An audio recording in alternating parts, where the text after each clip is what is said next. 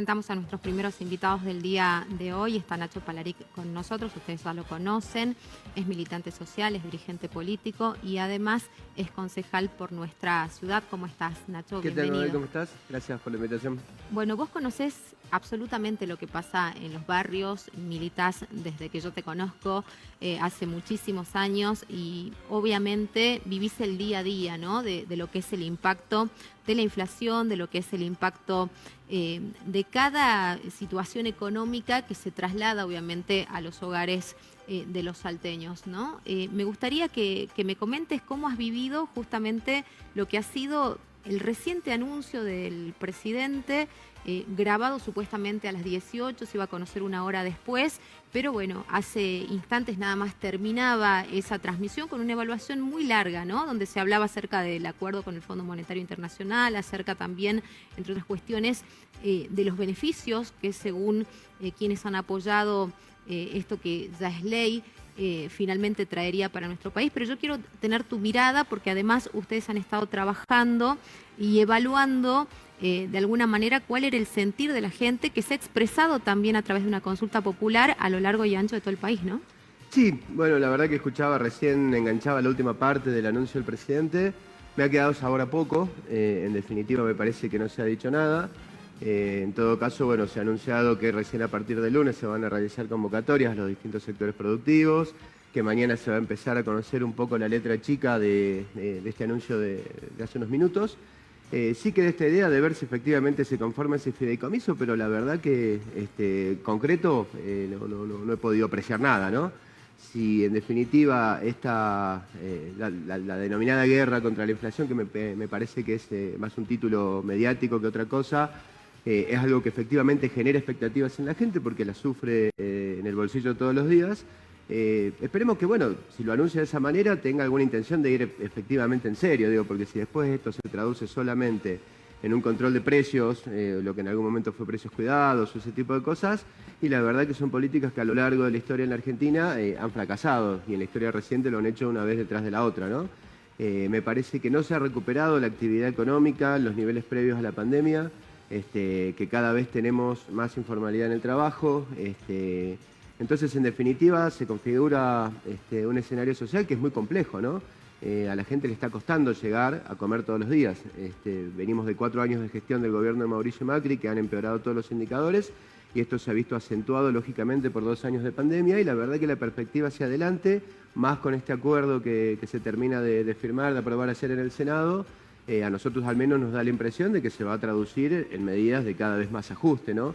Parte de eso se empieza a expresar cuando se habla del quita de los subsidios a las tarifas, cuando se vuelve a recortar el gasto social, por ejemplo, a través del cierre de planes como el Potenciar Trabajo, o, por ejemplo, también en esto de que se comienza a retasear, al menos en términos administrativos, la posibilidad de aumento de las jubilaciones. Veíamos también en estos días cómo se ha llegado a un acuerdo para recomponer de alguna manera o actualizar el monto del salario mínimo vital y móvil, pero que en definitiva sigue corriendo por debajo de los niveles del costo que hoy tiene la canasta básica alimentaria. Entonces digo, hoy el salario mínimo vital y móvil de entrada te pone en una situación de pobreza, ¿no? Hemos tenido un 36% de inflación durante el año 2020, digo, en un momento de absoluta recesión en todo el mundo, más de un 50% durante el año pasado y en definitiva las perspectivas para este año no son buenas. Así que en definitiva me quedo con gusto a poco, ¿no? Después de lo que ha sido el anuncio. ¿Crees que la gente, más allá de todo lo que se habló acerca del acuerdo y de ese intento de generar alguna suerte de tranquilidad, ¿no? Del otro lado, ¿se atenuó o no? Porque escuché todo el tiempo, bueno, no va a haber ajuste, no es un acuerdo como fueron los anteriores, no se está hablando de oprimir justamente a aquellos que la pasan peor, pero sin embargo la expectativa, como vos decías, parece de desencanto, ¿no?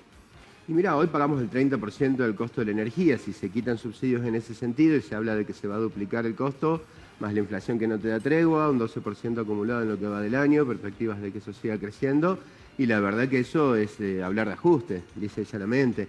En definitiva, me parece que el problema no lo tienen los sectores populares, sino quienes históricamente en este país tienen grandes ganancias. Hoy, con el precio de los alimentos por las nubes, me parece que lo ideal sí sería avanzar con esta posibilidad de aumentar algunos puntos en las retenciones de los derivados de la soja, pero bueno, al primer amague en ese sentido, bueno, salen los tractores a ponerse al costado de la ruta y retrocede, al menos en sus intenciones o en sus declamaciones, el gobierno. A mí me parece que este acuerdo con el FMI efectivamente se traduce en situaciones de ajuste. Es un acuerdo que ha firmado una parte del gobierno, acompañado por la oposición de Juntos por el Cambio, y que, bueno, me parece que todavía no se toma real dimensión de la profundidad de las dificultades a las que nos vamos a comenzar a enfrentar a partir de ahora y que van a acentuar una situación que ya de por sí es bastante violenta para los sectores populares, sobre todo quienes son los que sufren primero las consecuencias de las crisis económicas en este país, ¿no? Está Daniel Escotorín, también le damos la bienvenida. Ustedes también lo conocen, nos ha visitado en muchas oportunidades. También es dirigente social y político, conoce muchísimo acerca de las cuestiones históricas y fundamentalmente también siempre lo traemos para que nos ayude a analizar lo que es el contexto internacional. Así que quisiera saber de él justamente cómo se puede de alguna manera afectar a la Argentina con todo lo que está pasando a nivel mundial, con el conflicto que obviamente envuelve a Rusia y que además de esto termina salpicando, ¿no?, a todo el mundo, a muchos países que son sensibles a este tipo de circunstancias. ¿Cómo estás, Daniel? ¿Qué tal? Bienvenido. ¿Qué tal? Muy buenas noches. Bueno, se habló mucho, ¿no?, del impacto internacional, del impacto mundial que puede llegar a tener o que estaría teniendo el conflicto en Europa entre Rusia y Ucrania.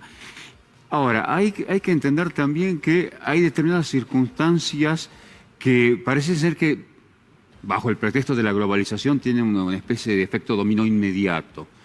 Se habló en algún caso del aumento del precio del trigo, que esto iba a repercutir otra vez, un poco en el cuadro que había descrito recién él, el aumento del precio del pan. Hoy, si se ve fríamente, objetivamente, no hay razones para que tenga un impacto directo, ¿sí? A ver, ya Argentina tiene problemas estructurales serios que viene arrastrando desde hace varias décadas y en circunstancias, en crisis internacionales, incluso aún quizás más grave, como fue la crisis del 2008, del 2013, no tuvo un efecto directo. Entonces me parece que en este sentido hay que ser muy cautos. Es un conflicto que en todo caso hay que entender que no se regionalizó. Se hablaba de la expansión de la posibilidad de que el conflicto se expanda a otros países cercanos, a Ucrania y Rusia, y por ahora ha quedado focalizado en Ucrania nada más. Un conflicto que hasta ahora lleva 2 semanas, 3 semanas, por lo tanto no se puede pensar que va a tener un efecto inmediato. Entonces creo que hay que también tener mucha cautela, porque sí, en una economía como la nuestra, con el nivel de diversificación que tiene, de expansión de los mercados, donde además de alguna manera, justamente hablamos de globalización, con la demanda que tiene de otros países, no solamente de Europa, sino también de Asia, entonces me parece que más bien suena a especulación, ¿no? Digo, especulación en el sentido de que otra vez los sectores agroexportadores ante esta situación vuelven a buscar algún pretexto para sacar rédito. Ya, digamos, además, por eso la intención, en algún momento que había sonado, de poner algunos límites a la exportación, más otra vez el tema de las retenciones, que el gobierno lamentablemente ha cedido, pero que tiene que ver no con el contexto internacional, sino fundamentalmente con esta situación, digo, me parece, de avaricia de los sectores de productores de materia prima, que, insisto, no tendría por qué impactar de manera inmediata. Es un conflicto que por ahora se mantiene dentro de los límites en Ucrania, no se expandió hacia otros países, incluso dentro de Europa tampoco tuvo un impacto, salvo quizás pensando en el tema de algunos recursos naturales como el gas, pero no tuvo un efecto inmediato dentro incluso del propio continente europeo. Bueno, recién Nacho hablaba un poco de una cuestión que nos aflige a todos, ¿no? Y que el mismo presidente ponía énfasis, tiene que ver con la inflación. Históricamente nosotros hace muchas décadas no podemos controlar los niveles de inflación, no importa el signo político que nos gobierne, y tampoco se han generado medidas acordes como para aumentar la confianza en nuestra moneda, ¿no?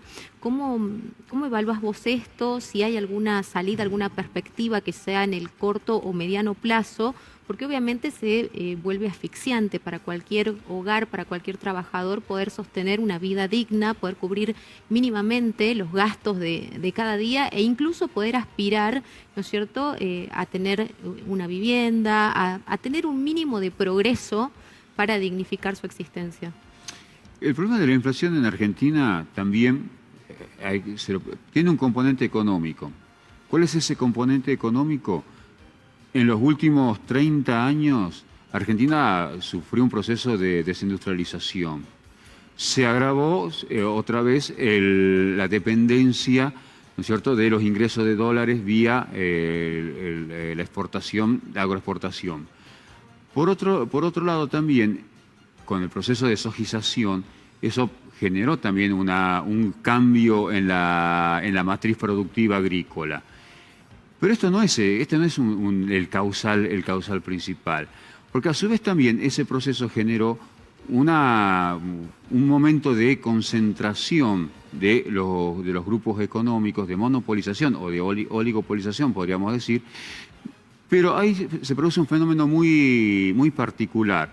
Por ejemplo, las grandes empresas tienen todo un sistema de control que va desde la producción de la materia prima, la elaboración, el valor agregado, el transporte, la llegada a los centros urbanos. Por lo tanto, si bien en otros sectores puede haber un factor donde juega, ya no tanto quizás el elemento de la producción de materia prima, sino todos los sectores que van interviniendo en esa cadena, pero también así vemos que es básicamente un elemento de especulación. El Estado se retiró desde los años 90 y en la etapa del gobierno kirchnerista intervino, pero de una manera muy tibia, muy liviana, sin intervenir en esa cadena, en ese proceso que va desde la producción hasta la comercialización. Entonces, estos sectores fueron aumentando su nivel de poder, de inserción, de capacidad de intervención en el mercado, y aparece, por supuesto, se mezcla el elemento estructural con el elemento político. La capacidad que tienen estos sectores económicos para incidir en el precio, por supuesto, de sus productos, de la rentabilidad. Y básicamente es una pugna entre el Estado, cualquier Estado. En el caso del gobierno Macri, se retiró, ¿no es cierto?, benefició a estos sectores, y este gobierno también, digamos, se quedó más bien en la promesa. Podemos pensar que seguramente en la etapa de la pandemia tuvo que atender otras cuestiones. Pero si uno piensa a nivel internacional cómo fue la evolución de los precios en otros países, vemos que no hubo este aumento, esta inflación que sí se dio en nuestro país. Se trata básicamente de una pugna política de sectores altamente concentrados que buscan permanentemente condicionar no solamente al Estado, sino también vía ajuste a los sectores populares. Otro de los problemas también que históricamente, lamentablemente, están de alguna manera enquistados en nuestro país tiene que ver con el desempleo, ¿no? Recién, justamente Nacho también hablaba acerca de eso, ponía énfasis, bueno, en la necesidad de los planes sociales para poder contrarrestar un poco esta circunstancia que aflige y que además lleva décadas presente en nuestro país. Bueno, el tema de los planes sociales, en primer lugar, siempre hay que desmitificar la idea de que aquellos que tienen planes sociales no hacen nada. Es una pelea permanente en la búsqueda de insertarlos dentro de un mercado productivo, pero que es altamente, van en desventaja absoluta, justamente por esto que decía recién. Pero también así aparece el rol del Estado en cuanto a la posibilidad de beneficiar al mercado local, a los mercados regionales, a las producciones locales. Bueno, esto necesita de una intervención directa del Estado. Si esto no está, por supuesto que es una pelea absolutamente desigual, no hay posibilidad. Y por otro lado, se dio un fenómeno interesante a partir de la pandemia, que fue el de los estados, la idea del Estado-nación que vuelve a reconfigurarse. Estado-nación en el sentido de la protección de los mercados internos, de favorecer otra vez ciertos mecanismos de industrialización, de elaboración de materia prima, de valor agregado. Y en Argentina esto es una pelea, pero titánica, en un momento donde se podría haber beneficiado, se podrían haber tomado medidas para proteger este mercado local, incentivar otra vez a las pequeñas y medianas empresas, bueno, y con esto creo que coincidíamos, se quedó todo a mitad de camino. Era una oportunidad extraordinaria para poder recomponer este mercado local, esta producción interna. ¿Hay industria? Sí. ¿Es un país industrializado? No.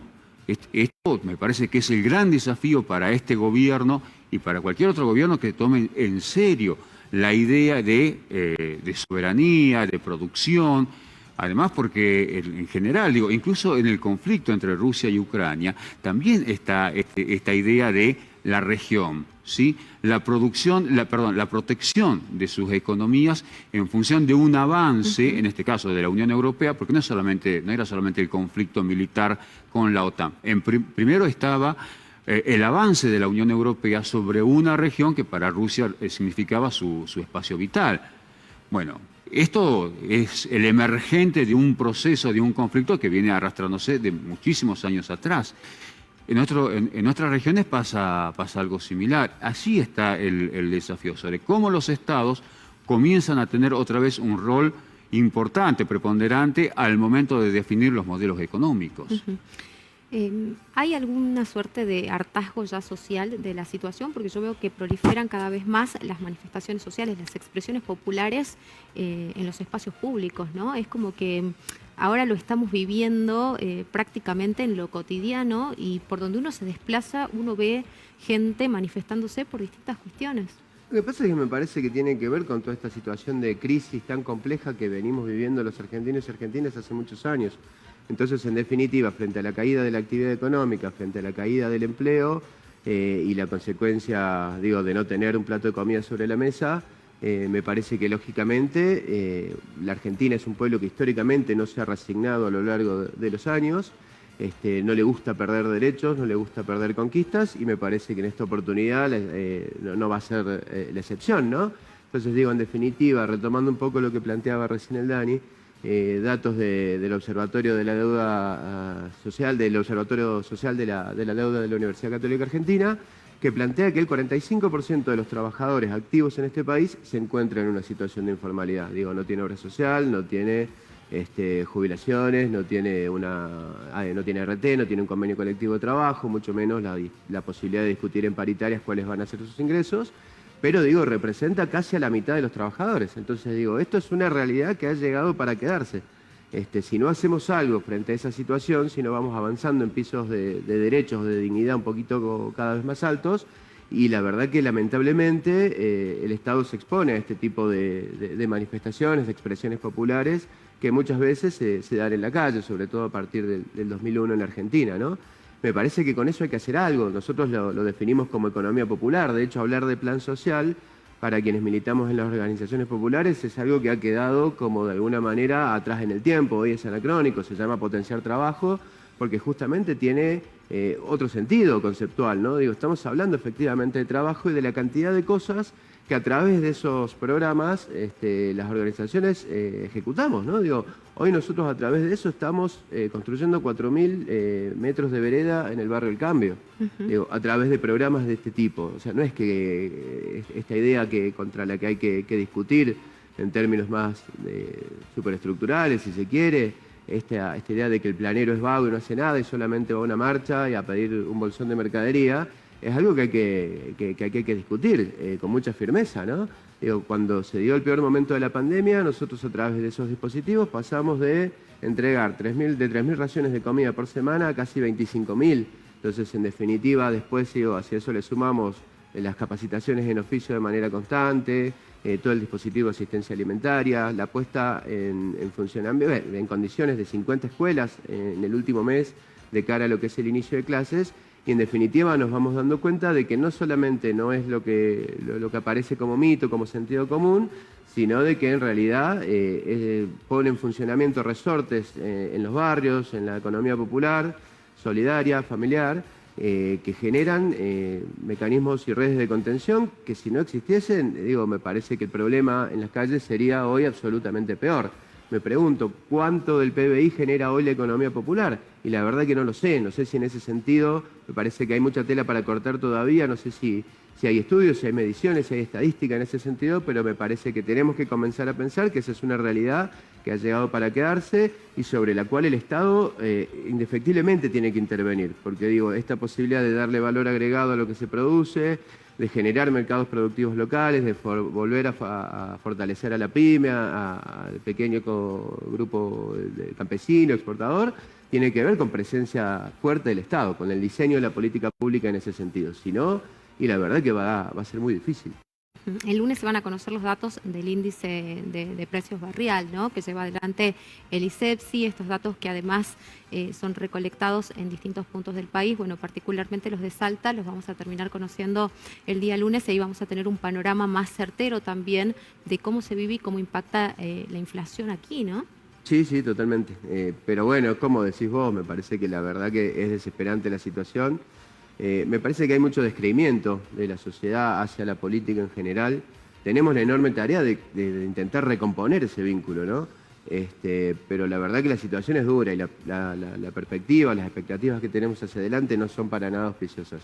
Así que seguramente va a requerir de cada vez más presencia, ¿no? Y bueno, desde el lugar en el que cada uno está, tratar de dar una mano. Seguro que sí. Daniel, ¿algo que quieras agregar? No, un poco en el sentido de lo que decía él respecto a la presencia, la inserción de la economía popular dentro de lo que es la estructura económica. Seguramente, aunque no haya datos, sí está claro que hay un modelo económico que, vamos a decir, no tiene interés en reinsertarlos. Frente a eso, entonces, sí aparece el desafío de generar estos mecanismos de fortalecimiento de la economía popular y ahí nomás está las pequeñas y medianas industrias, que son las que de verdad sí generan fuentes de trabajo. Entonces, y en eso hay una competencia con los grupos concentrados y donde el Estado tiene claramente que establecer como una especie de cinturón sanitario de protección. Porque si no atendemos estos sectores, sí, bueno, es como una especie de rueda que gira y gira y estamos siempre en el mismo lugar. Y entonces me parece que si no el Estado, el gobierno, fíjate que la palabra Estado está girando, ¿no?, con una fuerza porque se trata de un concepto que hay que ponerlo también sobre la agenda pública, cuál es el modelo que queremos en función de no solamente el proyecto económico, de un modelo económico, sino también social, cultural, educativo, sanitario. Entonces, ese avance tiene que estar al servicio de una cuestión integral.